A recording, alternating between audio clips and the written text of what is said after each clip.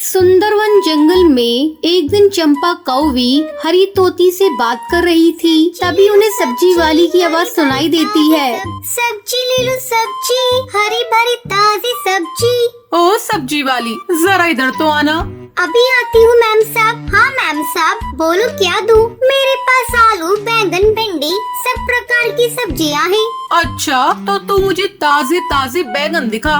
ये देखो मैम साहब, ताजे ताजे बैंगन। बोलो कितने तोल दूँ? ये ताजे तो है ना? कैसी बात करती हो मैम साहब, मेरी सारी सब्जियाँ हरी भरी ताजी हैं। अगर एक सब्जी भी सड़ी गड़ी निकाल दो तो मैं आज से सब्जी बेचना छोड़ दूंगी।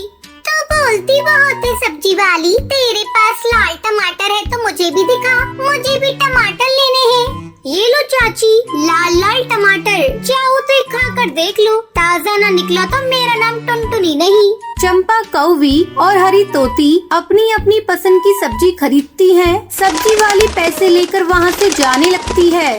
उसी समय चंपा कौवी का बेटा कालू सामने से आ रहा था। अचानक वो सब्जी वाली से टकरा जाता है, जिससे सारी सब्जी नीचे गिर जाती है। अबे उस सब्जी वाली, अंधी है क्या? देख के नहीं चल सकती? अच्छा जी, उल्टा चोर कोतवाल को डांटे, देखकर तुम नहीं चलते और मुझे अंधी बोल रही हो। मेरे सर पर तो भारी सब्जी का टोकरा था, वो तुम्हें दिखाई नहीं दिया। मुझे तो लगता है तुमने जानबूझकर मेरी सब्जी गिराई है। ज्यादा उल्टा सीधा मत बोल, अपनी सब्जी उठा और यहाँ से चलती बन। अरे ओ हीरो, मुझसे ज्यादा हीरोगिरी मत करो। सब्जी तुमने गिराई है, चुपचाप इसे उठाकर मेरे टोकरे में डाल दो, वरना अच्छा नहीं होगा। मेरा नाम टुनटुनी है, शोर मचाकर पूरे मोहल्ले को भी बुला लूंगी। चुपचाप कालू कौआ सारी सब्जी टोकरी में डाल देता है। चंपा बहन, इस सब्जी वाली के सामने तेरे बेटे को गुस्सा धरा का धरा रह गया। मैं तो कहती हूँ जल्दी से सब्जी वाली को अपनी घर की बहू बना लो, तेरे बेटे को सही रास्ते पर ला देगी। बात तो तूने 100% की कही है। मैं भी अपनी बेटे के गुस्से से तंग आ चुकी हूँ। इसकी तेवर देखकर लगता है यही मेरे घर की बहू बनने लायक है। अगले दिन अपने बेटे का रिश्ता लेकर चंपा टुनटुनी के घर पहुंच जाती है। अरे मैम साहब, आप और यहाँ मेरे घर सब्जी ताजी नहीं थी क्या? लाओ, मैं उसे बदल कर दूसरी दे देती हूँ। अरे नहीं रे, मैं तेरी माँ से अपने बेटे के लिए तेरा हाथ मांगने आई हूँ। तू बनेगी मेरी बहू। मेरे बेटे से तू कल मिल ही चुकी है। अपनी शादी की बात सुनकर टुनटुनी शर्म से लाल हो जाती है। आप यहाँ बैठो मैम साहब, मैं अपनी माँ को बुला कर लाती हूँ। टुनटुनी अपनी माँ को बुलाकर लाती है। थोड़ी देर बातचीत करने के बाद टुनटुनी का रिश्ता पक्का हो जाता है। जाते समय चंपा कौवी अपनी बहू टुनटुनी को शगुन के रूप में 101 रुपए देती है और जल्दी टुनटुनी की शादी कालू कौवे से हो जाती है। वो बहू बनकर चंपा कौवी के घर आ जाती है। टुनटुनी अपने प्यार से अपने गुस्सैल पति को पूरी तरह से बदल देती है। इस तरह कुछ दिन बीत जाते हैं। एक दिन चंपा कौवी बाजार गई थी। जब वो लौटकर घर आ रही थी, तभी उसे अपनी बहू की आवाज सुनाई देती है। सब्जी ले लो, सब्जी, हरी भरी ताजी सब्जी। हाय दैया, बहू ये तुम क्या कर रही हो? मेरी नाक कटाओगी क्या? जल्दी घर चलो। माँ जी, अब तो मैं टोकरी में बचे हुए आलू बैंगन को बेचकर ही घर लौटूंगी। वैसे भी घर में बैठे बैठे बोर होती हूँ। सब्जी बेचकर 4 पैसे और आ जाएंगे घर में। अच्छा बहू, तुझे सब्जी ही बेचना है ना? घर चल, कालू से कहकर तेरे लिए एक सब्जी की दुकान खुलवा दूंगी। सच माँ जी, आप मेरे लिए सब्जी की दुकान खुलवा देंगी? ये तो बहुत अच्छा है। हाँ बहू, मैं बिल्कुल सच बोल रही हूँ। तू घर चल। किसी तरह चंपा कौवी टुनटुनी को समझा बुझाकर घर ले आती है और उसके लिए एक सब्जी की दुकान खुलवा देती है। ये ले बहू, तेरी सब्जी की दुकान। अब तो जितना मन करे उतनी सब्जी बेच। अपनी सब्जी की दुकान देखकर टुनटुनी बहुत खुश होती है और खुशी खुशी सभी साथ में रहने लगते हैं।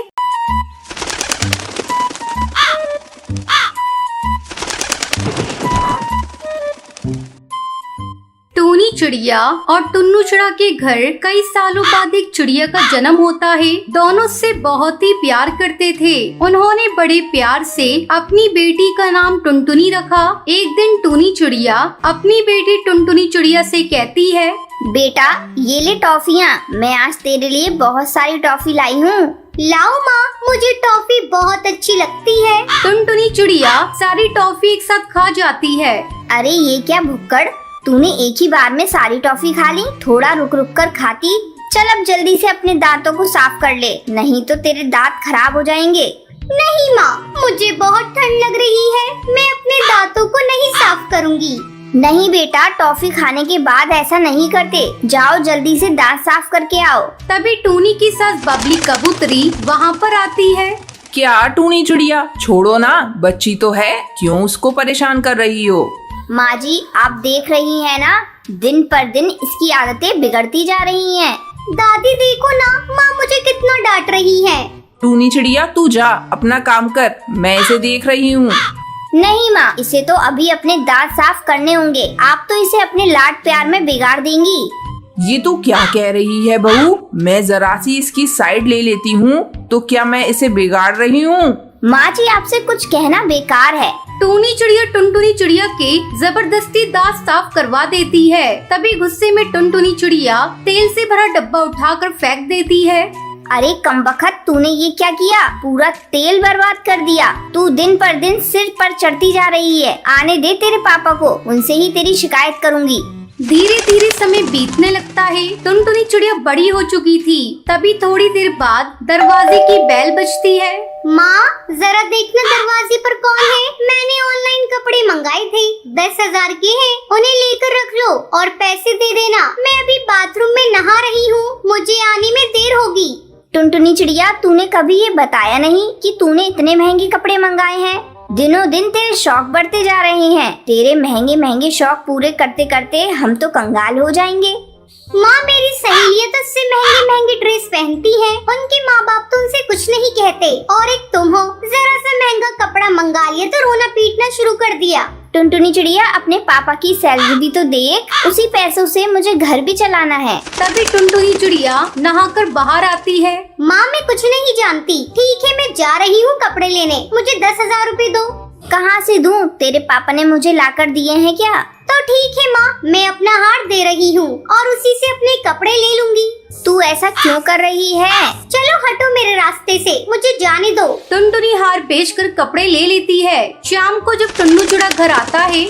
तुम जानते हो आज तुम्हारी बेटी ने क्या किया? अपना हार बेचकर 10,000 के कपड़े खरीदे हैं। मैं तो इस चिड़िया से पूरी तरह से तंग आ गई हूँ। ये सब तुम लोगों के लाड प्यार का नतीजा है। इसने तो अब हद ही कर दी है। सुबह की घर से निकली है, लेकिन देखो रात के 8 बज रहे हैं, अभी तक महारानी जी घर नहीं लौटी। तभी टुनटुनी चिड़िया जंगल के कौवे के साथ घर लौटती है। बाय कालू कौवे, कल फिर मिलेंगे। ये कैसी हरकत है टुनटुनी चिड़िया? और वो कौवा कौन था? आज तो तुमने अपनी सारी हदें पार कर दी। पापा, वो मेरा बॉयफ्रेंड है, मैं उससे प्यार करती हूँ। और पापा, आप परेशान क्यों हो रहे हैं? आज से पहले तो कभी परेशान नहीं थे। परेशान नहीं हूँ तो क्या करूँ? तूने तो सारे जंगल में मेरी नाक कटवा दी। तुझे उस कालू कौवे के साथ देखकर जंगल के सारे पक्षी तरह तरह की बातें करेंगे और हम पर थू थू करेंगे। अरे पापा, ये तो आजकल का फैशन है, कोई कुछ नहीं कहेगा। ठहर जा फैशन की बच्ची, तेरा तो मैं फैशन भगाती हूँ। तू चल, मैं तुझे आज से एक घोंसले में बंद कर देती हूँ। पापा, माँ को रोको ना, वो मुझे घोंसले में बंद करने जा रही है। टुनटुनी चिड़िया, ये काम मुझे बहुत पहले कर देना चाहिए था। जो आज तुम्हारी माँ कर रही है वो बिल्कुल ठीक कर रही है। माँ तो मेरे साथ ऐसा नहीं कर सकती। बस तू देखती जा मैं तेरे साथ क्या क्या करती हूँ। और आप कल से ही एक अच्छा चिड़ा देखना शुरू कीजिए, जल्दी इसकी शादी कर देंगे। टूनी चिड़िया टुनटुनी को एक कमरे में बंद कर देती है। उसके बाद टूनी चिड़िया गोलू चिड़ा से उसकी शादी तय कर देती है। अब टुनटुनी चिड़िया की शादी गोलू चिड़ा से हो जाती है। शुरू में तो टुनटुनी चिड़िया गोलू चिड़ा को बिल्कुल पसंद नहीं करती थी। एक दिन की बात है, गोलू चिड़ा और टुनटुनी चिड़िया जंगल में घूमने के लिए जाते हैं। रास्ते में उन्हें कालू कौवा दिखाई देता है।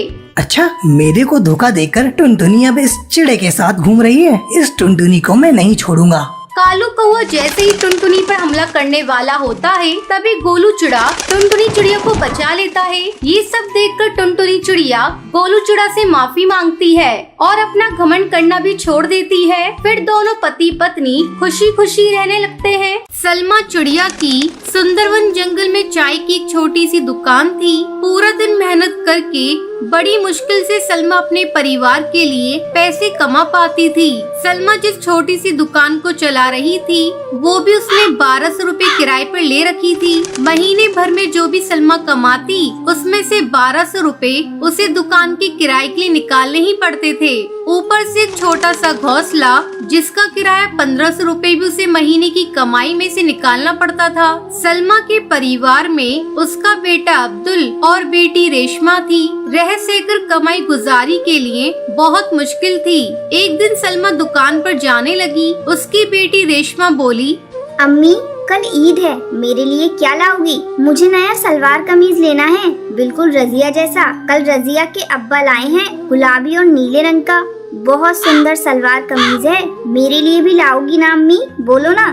बढ़िया ही सलवार कमीज लेने वाली। अम्मी तो मेरे लिए नया बैट बॉल लाने वाली हैं। देखना मेरे लिए लाएंगी अम्मी, और कल की ईद ही मुझे ही मिलेगी। बच्चों जाओ बाहर जाकर खेलो, मुझे परेशान मत करो। ये कहकर सलमा अपनी दुकान के लिए निकल जाती है और दुकान पर बैठे बैठे सलमा अल्लाह से कहती है, या अल्लाह, मैं ही शायद अपनी औलादों को कोई खुशी नहीं दे पा रही हूँ। मेरी गरीबी मेरे बच्चों की खुशियों के आड़े आ जाती है, क्या करूँ अल्लाह? सलमा भले ही गरीब थी फिर भी वो अल्लाह पर बहुत यकीन करती थी। दुकान पर जाते हुए वो रोजाना मस्जिद होते हुए जाती थी। वो दुकान पर जैसे ही पहुंची, एक कल्लू मियाँ कुछ आवारा पक्षियों के साथ वहां आया और सलमा से बोला, सलमा निकालो हफ्ते के पैसे। पिछले हफ्ते मैंने तुम्हें छोड़ दिया था, पर आज मैं पैसे लेकर ही जाऊंगा। दुकान चलानी है तो मेरा हिस्सा भी टाइम पर दिया करो। कल्लू मियाँ, मेरी इस महीने बिल्कुल भी कमाई नहीं हुई। दुकान और घर का किराया देना भी बाकी है। मुझे इस बात से कोई मतलब नहीं, मुझे तो अपने हिस्से से मतलब है। यहाँ बाजार में सभी दुकानदार मुझे अपनी कमाई का हिस्सा देते हैं, तुम्हें भी देना है। परसों ईद है, कल मैं फिर आऊँगा, मेरे पैसे तैयार रखना। कल्लू मियाँ सलमा को अगले दिन आने की धमकी देकर चला जाता है। सलमा मायूस होकर घर वापस आ जाती है। पूरी रात वो सोच में रहती है कि अगले दिन कल्लू मियाँ आएगा और उसके पास बिल्कुल भी पैसे नहीं थे। कल्लू मियाँ एक आवारा पक्षी था और सलमा को अपने से ज्यादा अपने परिवार की चिंता थी। वो अल्लाह को याद करती हुई पूरी रात सोचती रही। अगले दिन वो दुकान के लिए उठी और जल्दी जल्दी में बिना कुछ बोले घर से निकल गई। रोजाना की तरह वो जैसे ही मस्जिद के पास पहुंची, उसने देखा कि कौवी जमीन पर बेहोश होकर गिर गई है और एक छोटा बच्चा उसके बराबर में रोने लगा। कई पक्षी इस कौवी के नजदीक से होकर गुजरने लगे, पर किसी ने उस कौवी और उसके बच्चे की मदद नहीं की। सलमा तेजी से कौवी के पास गई और बच्चे को उठाकर सलमा सीधा अस्पताल पहुंची। डॉक्टर बुलबुल ये रास्ते में बेहोश होकर गिर गई थी, आप जरा देखिए ना। डॉक्टर बुलबुल उस कौवी का चेकअप करती है और सलमा से कहती है, थकान की वजह से इनका बीपी हाई हो गया था, जिसकी वजह से ये चक्कर खाकर गिर गई थी। कुछ दवाइयाँ और इंजेक्शन मैंने दे दिए हैं, अब ये खतरे से बाहर हैं। होश में आते ही आप इन्हें इनके घर ले जा सकती हैं। कुछ टाइम के बाद उस कौवी को होश आया। उसने देखा कि उसका बच्चा सलमा की गोदी में है। कौवी को याद आया कि वो अचानक बेहोश होकर गिर गई थी। उसने डॉक्टर से पूछा, मुझे यहाँ कौन लाया? ये आपको यहाँ लाई हैं। अगर ये आपको यहाँ नहीं लाती तो आपकी जान को खतरा था। आपके बच्चे को भी इन्होंने ही संभाला है। आपका बहुत बहुत शुक्रिया। मेरा नाम मरियम कौवी है। आपने आज मेरी जान बचाई, मेरे बच्चे को संभाला। आप जरूर ही खुदा की कोई नेक बंदी है। जी, ये आपका पर्स जब आप बेहोश हुई थी आपके हाथ से गिर गया था। मरियम कौवी पर्स में से मोबाइल निकालकर अपने शौहर को फोन करती है और सारी बात बताती है। ये सुनकर उसका शौहर फौरन अस्पताल आ जाता है। मरियम कौवी के शौहर को देखकर सलमा हैरान हो जाती है। मरियम कौवी का शौहर और कोई नहीं बल्कि कल्लू मियाँ होता है, जो सलमा से हफ्ते के पैसे जबरन हड़पने आता था। मरियम कौवी कल्लू मियाँ को सारी बात बताती है। कल्लू मियाँ सलमा को देखकर और मरियम कौवी की बातों को सुनकर शर्मिंदा हो जाता है। वो सलमा से कहता है, सलमा बहन, आज आपने मेरी बेगम और मेरी इकलौती औलाद मेरे बेटे की जान बचाई। आपने मेरे ऊपर ये बहुत बड़ा एहसान किया है। कोई और होता तो कुछ भी कर सकता था, पर अल्लाह के रूप में आप आ गई सलमा बहन। आपका मुझ पर और मेरे परिवार पर बहुत बड़ा एहसान है। मैंने आपके साथ बहुत गलत किया। आज तक मैंने गरीब की मेहनत के पैसों को लूटा है। शायद ये अल्लाह ने मुझे सबक दिया है। मैं कसम खाता हूँ कि कभी किसी गरीब की मेहनत और ईमानदारी की कमाई पर कब्जा नहीं करूँगा। अल्लाह मुझे माफ कर दो। कल्लू मियाँ, आपने अल्लाह के आगे अपने गुनाह मान लिया, वो आपको जरूर माफ कर देंगे। और मैंने आप पर कोई एहसान नहीं किया। अल्लाह तो यही कहते हैं कि जरूरतमंदों की मदद करना ही अच्छी पक्षी होने का सबूत है। सलमा बहन ने हमारी इतनी मदद की है, हमारा भी कुछ फर्ज बनता है। मैंने सब कुछ सुन लिया है। आप अपनी गलती को सुधार सकते हो। कल ईद है और ईद के पाक दिन पर आप सलमा को उसकी मेहनत के सारे रुपए लौटा दीजिए। आपके गुनाह अल्लाह माफ कर देंगे। कल्लू मियाँ सलमा के सारे पैसे लौटा देता है और दोबारा किसी भी गरीब पक्षी के साथ ऐसा बर्ताव न करने की कसम खा लेता है। घर आकर सलमा बच्चों के लिए नए नए कपड़े और जूते लेकर जाती है और अल्लाह का शुक्र अदा करती है। अगले दिन सलमा अपने परिवार के साथ खुशी खुशी ईद मनाती है।